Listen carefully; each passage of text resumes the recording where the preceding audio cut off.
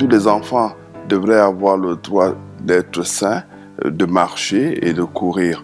Et l'OMS, c'est le partenaire qui accorde une importance au bien-être de l'enfant, propose donc d'avoir cette campagne de vaccination. Dans un cas sur 20, les enfants atteints de poliomyélite développent une paralysie et 20% de ces enfants peuvent décéder suite à la paralysie des muscles respiratoires. Donc la poliomyélite est une maladie grave et jusqu'au jour d'aujourd'hui, il n'existe pas de traitement contre la poliomyélite. Donc le seul moyen de lutte que nous avons, c'est la prévention. Et la meilleure prévention contre la polio reste la vaccination. Il y a beaucoup d'enfants qui n'ont pas pu avoir de vaccin pendant la période qui est de 0 à 11 mois. Donc il s'agit maintenant de vacciner des enfants jusqu'à 5 ans, c'est-à-dire ceux qui avaient déjà été vaccinés et prendre des doses additionnelles et d'autres qui n'avaient jamais eu de vaccin.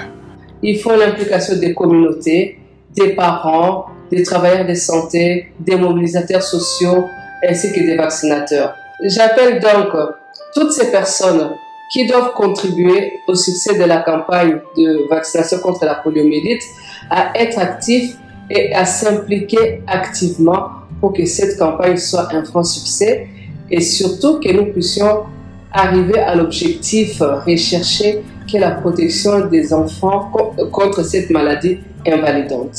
L'action que l'OMS va continuer à faire, c'est d'abord soutenir les gouvernements de mettre en place les stratégies que nous connaissons, qui sont premièrement vacciner tous les enfants de 0 à 5 ans, surveiller la polio et s'assurer que tous les pays ont arrêté la circulation de cette maladie. 75 ans au service des communautés, l'OMS a 75 ans au service de ses communautés.